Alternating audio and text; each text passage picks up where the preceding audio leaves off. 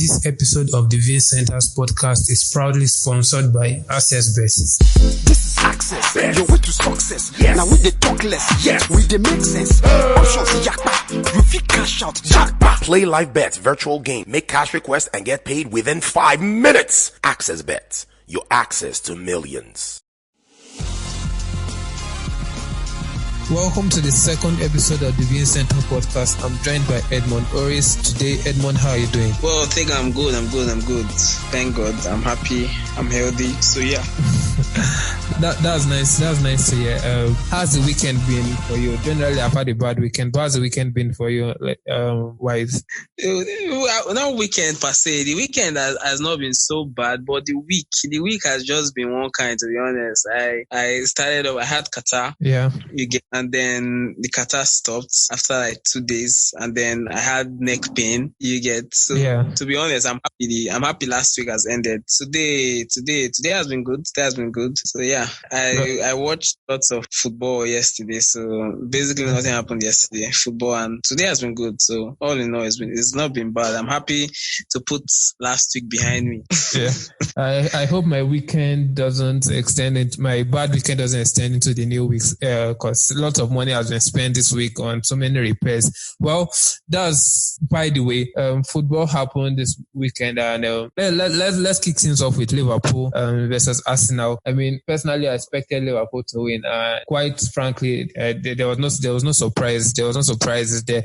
But one little surprise I saw was when I saw Unai Emery's lineup, and I don't know what he was trying to do with his formation with Pepe and Aubameyang. So what did you feel about Arsenal's game as a whole?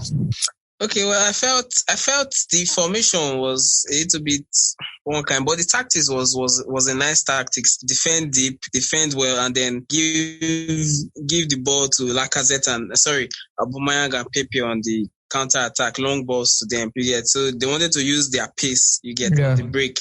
But I'm always very skeptical when Emery doesn't play Lacazette, because he hardly plays Lacazette when they go away, when they go to play away from home against the big teams. Big teams, yeah. You get, which is very funny because Lacazette is Arsenal's biggest game player. He has goals and assists. He always performs when he plays the big teams. Unlike Aubameyang that has scored only 2 goals against any of the big teams since he came to England. Almost 2 years now. You get, and those 2 goals were scored in one game against Spurs. You understand? Yeah. So Lacazette is more. So why start Lacazette? Why put Lacazette on Brian? And then you brought him in when it was already 3-0, and you could see that when Lacazette came in, the game changed. At least that was when they got their goal. You get Pepe was wasteful. Lacazette, Aubameyang too was wasteful in the first half. But there is no shame in losing 3-1 to Liverpool. I mean, Barcelona got whooped there 4-0. So there's no shame. You get, but it could have been better. David Luiz was just shambolic, guy. When Chelsea fans, when we told Arsenal fans that this David Luiz they're expecting to see is not the David Luiz that you are thinking about, they were all laughing and saying, "World class David Luiz." No, I think everybody knows what David Luiz is made up of. He's a brilliant person on his day, but once in a while he just comes up with rookie mistakes. These are mistakes that a top defender playing at that level. David Luiz has played for Brazil, has played for Chelsea twice, he has played for Paris Saint-Germain, he has played in some of the biggest games in football history. Yeah. You get, see the way he was dragging Salah back.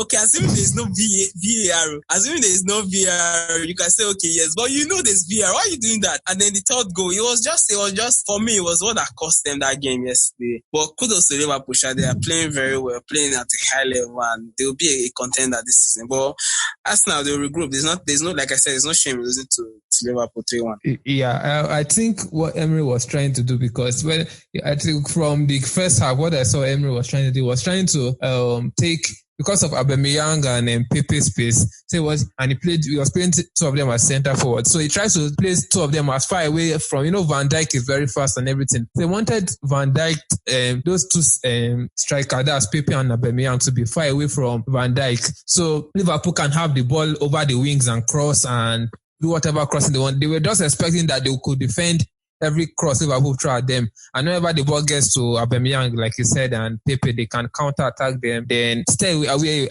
from Van Dijk as possible. It works to an extent.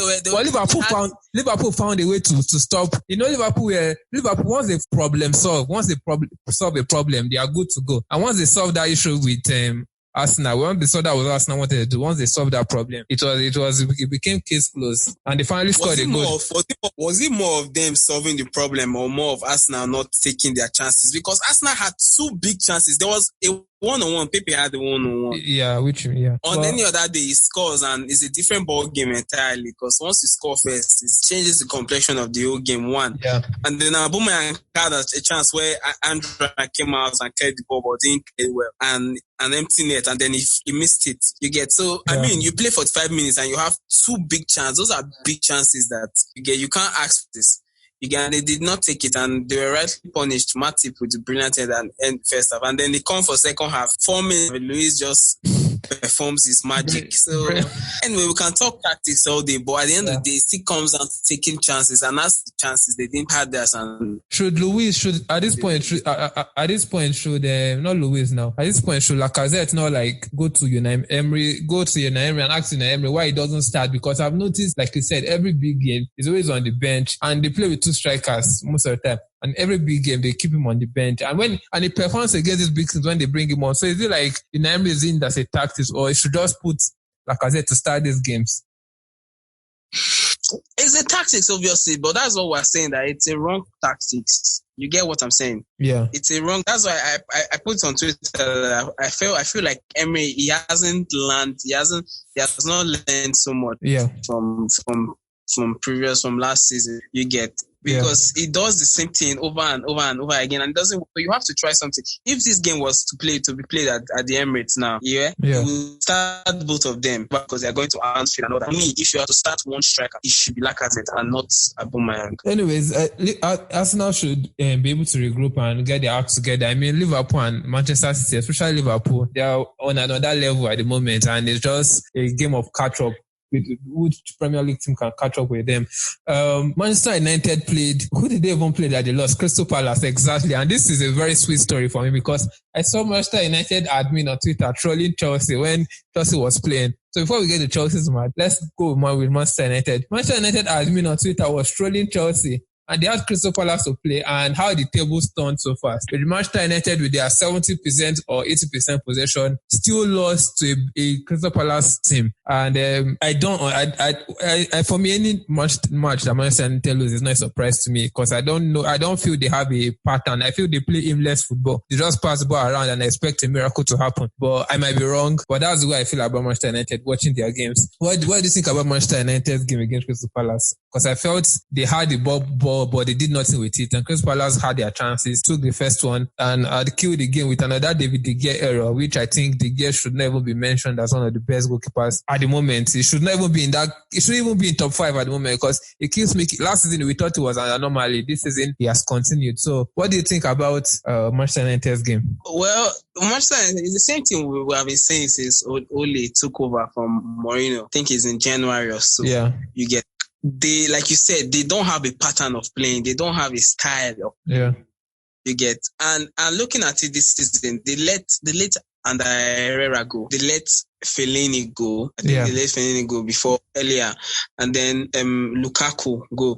So you are putting the future and hope of a big club like Manchester United on the likes of Rashford, a youngster Rashford and Martial and Lingard. Lingard is not young. Lingard is not young. Absolutely ridiculous. Lingard is because and I said it on this podcast after the 4-0 win against Chelsea. I said it is a fluky result. Yeah. They were just lucky at key moments in the game. You get and it was very evident because when they went to play Wolves, if they play against a team that sits deep, they don't have the enough creativity to break a team down. Yeah. Do you understand what I'm saying? Yeah. The only creative person in their team is Paul Pogba, and he plays in defensive midfield with McTominay because they're playing 4-2-3-1. Yeah. Do you understand what I'm saying? Yeah. So it's very hard for him to.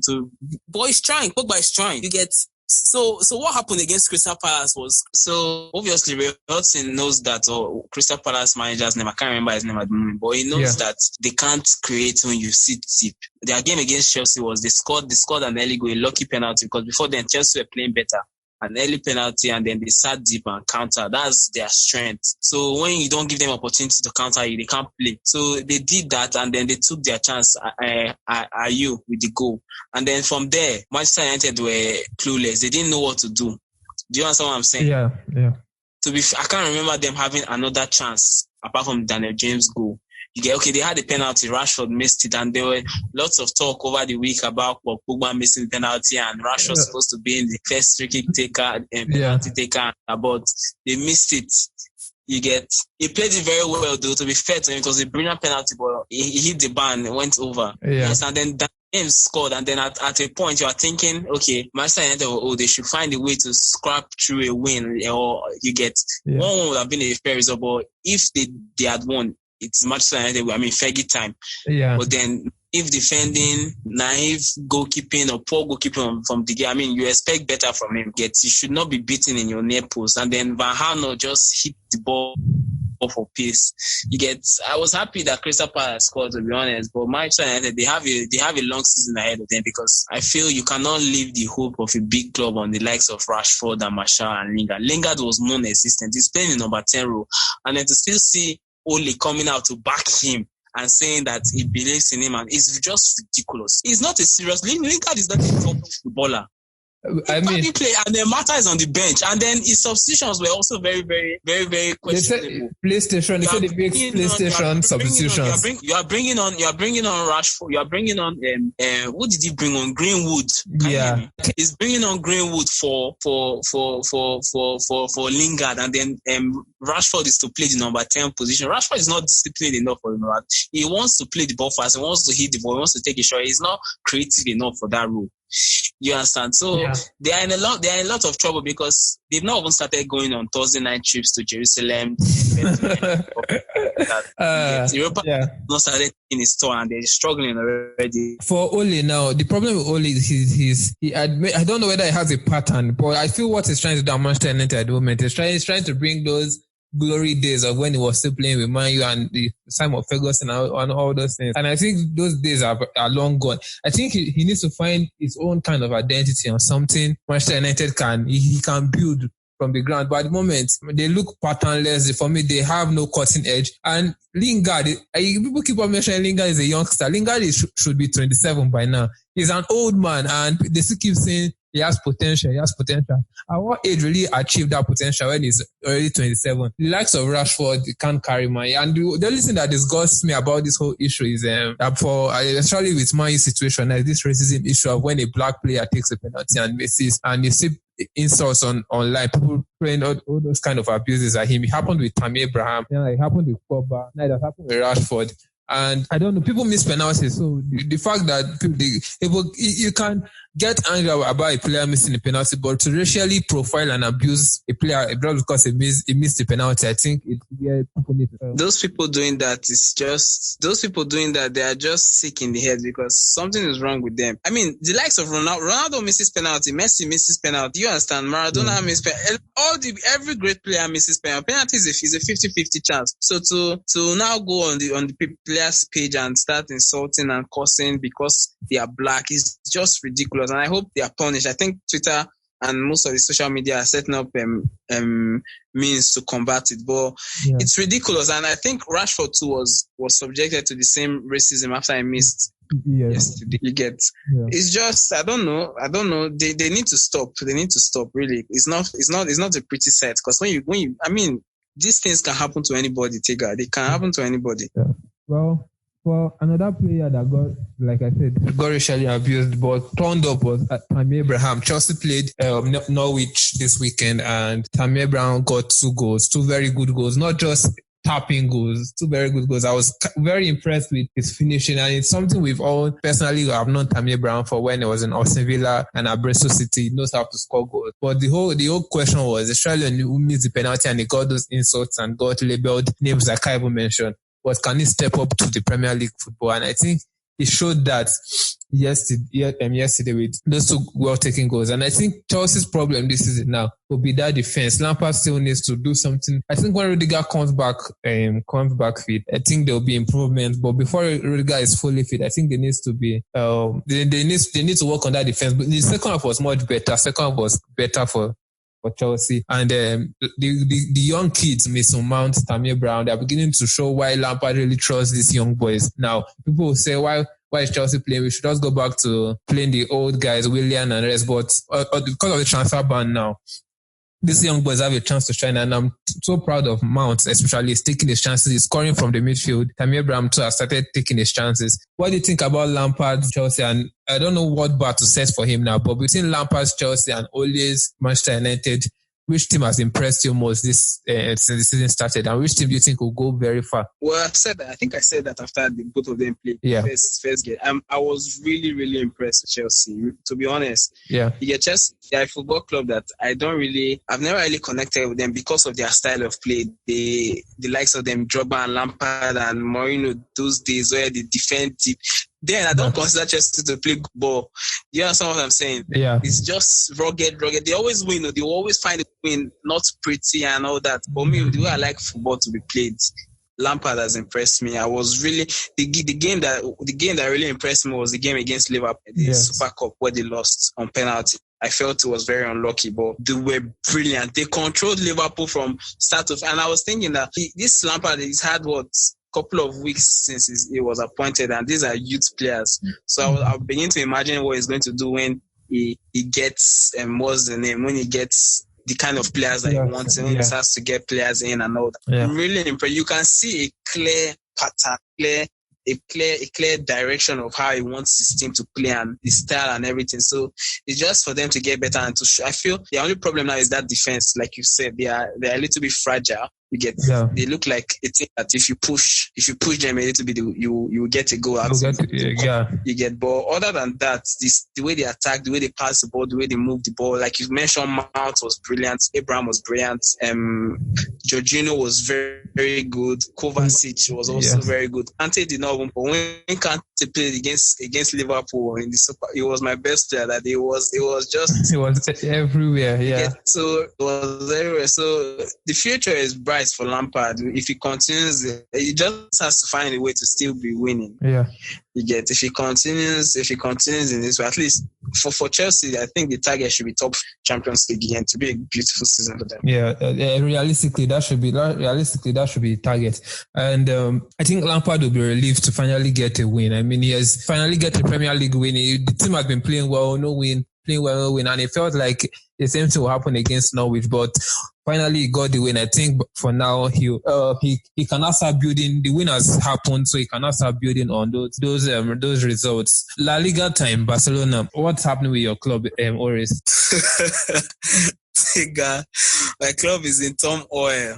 Yeah, I mean, in turmoil since the Liverpool game. Let me be honest. Since that was the retraction, we've not recovered. You guys need therapy.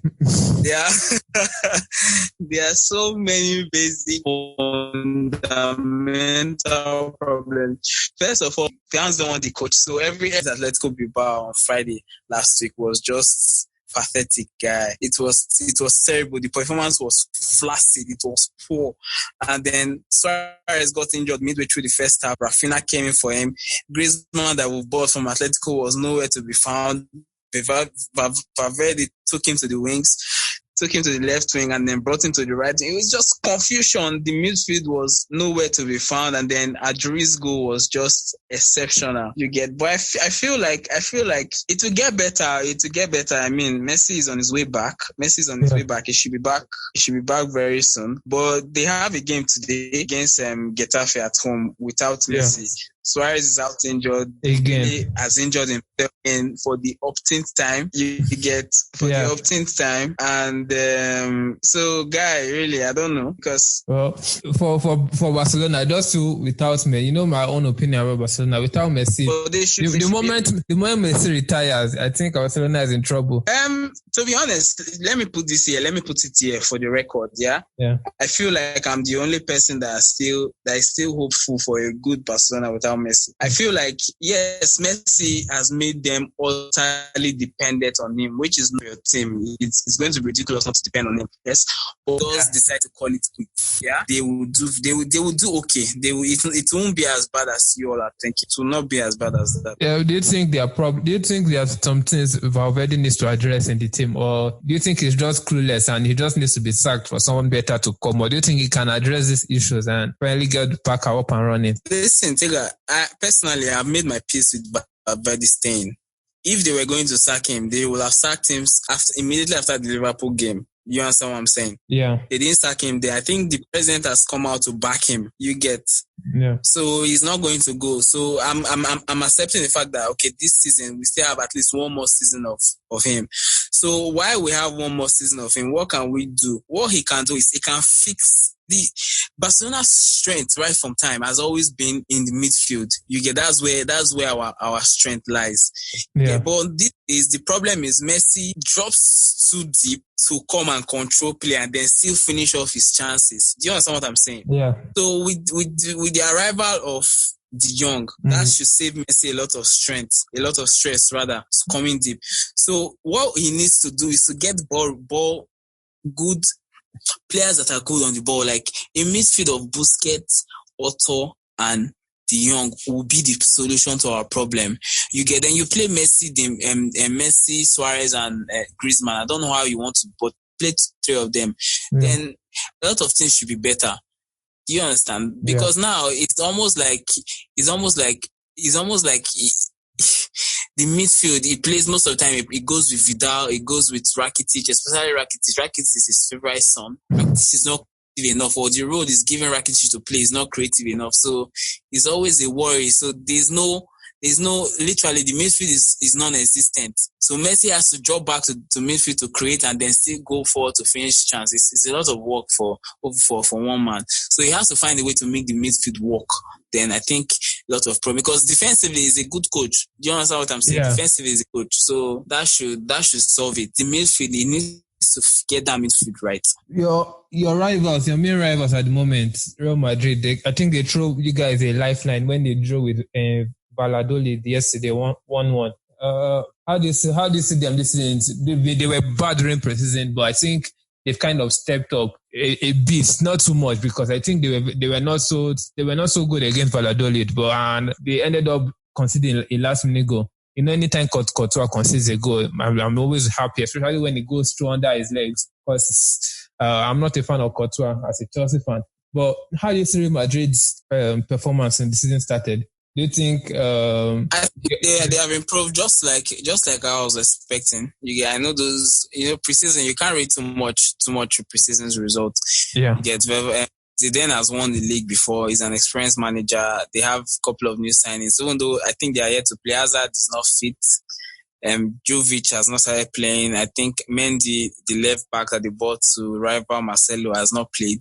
Yeah. You get, so it's still very much like the old team. Benzema is doing very well. Against Celta Vigo in the first game, they were very brilliant. Even with the red card to Modric, they won 3-0. They played 10 men for I think about half an hour, and then they still won, because at the time Modric went, it was 1-0. Yeah. So I still see them. They will compete. They will do way better than they did last season. I mean, because Zidane. Yeah, but definitely. I know they will do better. They will do better. Let's see how it goes for them, really. But the draw was a good result for me, though, because Barca went to just 1 point. Yeah. And then Messi back, because when Messi comes back, you know what's going to happen now. Yeah, your Lord and Savior, Messi. Serie A is back, and Juventus won yesterday 1-0. Ronaldo scored. His goal got disallowed, but they had Cellini, who gave them the goal from defense and from the defense. Serie A, is it done and dusted team? Because Serie A, they've actually improved this season. Like in terms of the competition, Napoli has strengthened. Inter Milan got a new coach, have strengthened. AC Milan got a new coach also, and have also strengthened themselves. So for Juventus, how do you see this season going for them? Do you think it's a done and dusted thing, or do you think the league will be a bit tighter this season? It's done and dusted, basically. I mean, they've won it 8 seasons in a row, Tega. 8 seasons in a row. They have a new coach, Sarri. Sarri knows the league. I think he has the highest point for a second place team in the history of the competition, which is Napoli team. Yeah. You get pushed Juventus all the way, I think 2 seasons ago. Mm-hmm. Right. But to be fair, like you said, they've strengthened. Napoli were very good yesterday too. I think they won 4-3. Inter are yet to play. I think maybe they're playing today also. But the competition will be more this season. I think Inter and Conte has also won the league. You understand? Yeah, he was part of the people, yeah. So, and he's got what's his name? I think Icardi. They've managed to resolve that Icardi situation. I think Icardi is staying. Yeah, but I think and they also have have Lukaku, who I Lukaku. think is going to do is going to do tremendously well at Inter Milan. So let's see. I just feel the issue now is just how consistent can they be? Yeah. You get, they are going to be on the one of. I won't really put so much hope on their Champions League, but for the league, let's see how consistent they can be. That is the likes of Inter Milan and Napoli. It should be an interesting season, but I still see Juventus edging it. But better competition than last year. Okay. Todimu has joined us on the podcast. Todimu, how are you doing? I'm fine, Tega. What's up? How are you? Edmund, hi. It's nice to have you. We're just talking about Juventus and its Juventus Serie A chances, and Edmund was saying he expects them to win the league like last season. Do you have a different opinion, or do you think this with Inter Milan, Napoli, all of them threatening? Do you think they can challenge Juventus for the league this season? I think I heard Edmund talking about competition, but personally, no, I don't think the competition will be strong as to them winning the league. Mm-mm. I still think Juventus will take the cup this season. Okay. Before you joined us, we just talked about Barcelona, but since Barcelona is your club, I think let's drag ourselves back. This is your open air. This is like your therapy session. I want you to vent about your club. Edmund always vents, so I think it's now your turn to vent. What's happening? What's happening in your club? Same question I asked Edmund. What's happening in your club? Yeah, we've not played today, so let's still calm down. Last week. Okay. Well, personally, I'd have supported us to lose this night because, I want to Valverde out. I'm tired of that. Really tired. So you intentionally want Barca to lose. So you guess I've never understood the logic of wanting a team to lose because you want them to sack the coach. It's ridiculous. They did not sack him when he lost to Roma. They did not sack him when he lost to Liverpool. They did not sack him when he lost to Valencia. They didn't sack him when he lost to Valencia. So is it now a mere league game they are going to sack him? Tega? Does it make sense? No. I'm supporting them either to win, but then if they are lost to mean Valverde going, I'm in support of that. At the end of the day, Valverde is going to see out his contract to the end of the season at least. So better for everybody. Accept facts. Todimu, for people who can't see, because it's an audio podcast, Todimu is literally crying at the mention of Edmund saying Valverde will stay to the end of the season. Well, I think it gets to a point where Barca continue to lose and lose some kind of weird games where they have to just sack him, or don't you think? Do you understand? Listen, Barcelona are not a club that are known for sacking. Look through the you've always said that. Have you ever heard that? Something has to change at least. I told you, don't you agree? Something has to change some way. Something has to change. Yeah, that's exactly what I'm saying. And with our board and Valverde I'm still looking at losses this season. I'm not joking. Like, really. Did Messi give any promises on Champions League this year? Because last year he gave a very big promise. He didn't deliver. Yeah, it's too early. What Messi said last was, we are going to do all our best to bring the trophy. Exactly. And he did his best. What more do you want to do? This year he came again and said he's going to repeat everything he said last season. They are going to try their best, and they will try their best.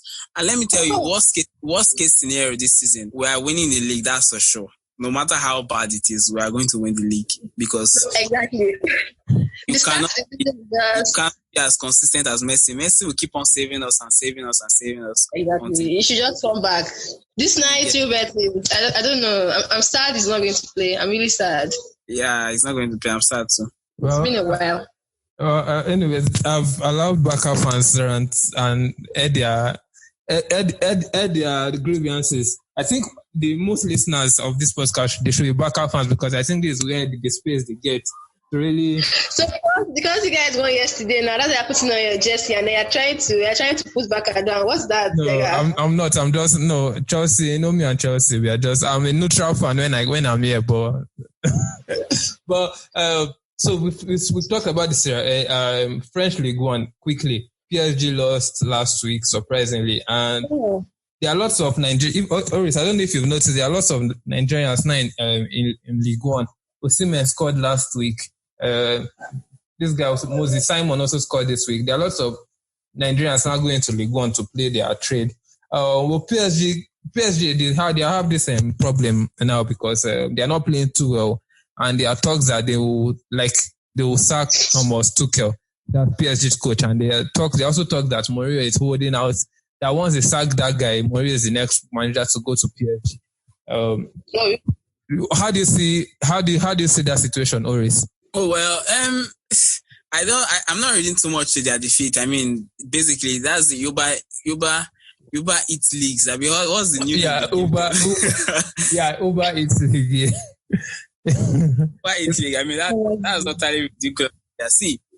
Really? Talks of Mourinho going there, I think they are far-fetched. They will fix up. It's just early days. They will fix up. To be fair to them, the whole issue of Neymar has been a very big distraction. The Neymar saga, is he going to go? Is he going to...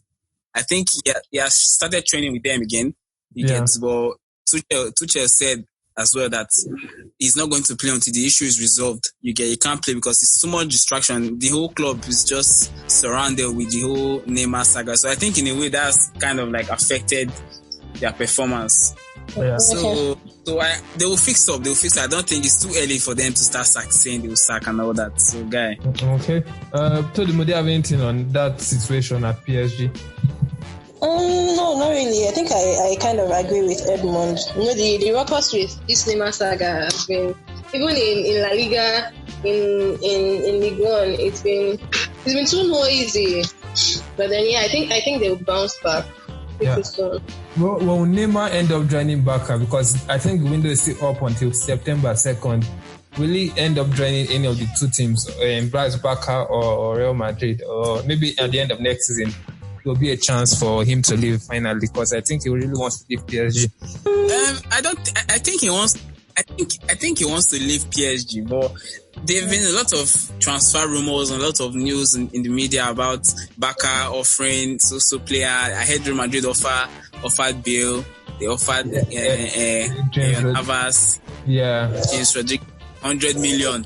Plus 100. That's a ridiculous. I don't know why they didn't accept that. And PSG, whether it's true now, whether it's a lie now, we don't know. You get so. I feel it is clear that Neymar wants to leave. He wants to leave. He has been flirting with Barcelona a lot. I think there have been lots of talk between the two clubs, but if you are PSG, you will not want to let him go for a low price. I think Barca calling. They want to loan him by next year for 180 million. So I think PSG are thinking it's too low. Yeah. And back on that, because I mean, you bought this player for the so over 220 or so, a bit 230. So PSG are trying best to milk as much as possible from his sale, as much as possible, and also store, because at the end of the day, if he's unable to go, he ends up playing for them again, because he has to play football. He's a footballer. He must play at the end of the day. So probably at the last, they'll give him a new contract and he will apologize to the club and everything is well again. Footballers, their loyalty is very fickle. Let's see what happens. Like you said, transfer window is up and running on Neymar's situation. Are you expecting a deadline? Not really. I think he will remain in PSG. Till next. No, I think PSG have also said that they can't sell him if they are not going to get a replacement in. So and there's no time. Yeah, and they also need to make profit. So if they are not making profit from a sale, it makes no sense. Also to actually sell him. Yeah. Okay. All right, guys. Thanks for joining me on the podcast today. Edmund, thanks for joining me on the podcast. Thank you. I appreciate it. It's been a pleasure. And Todimu, thanks for joining, even if it was a short Apple Podcasts, Google Podcasts, any podcast app you use, like and rate. Ratings also help the podcast a lot, and do share with your friends. If you like the podcast, share with your friends, and thanks guys, and take care of yourselves.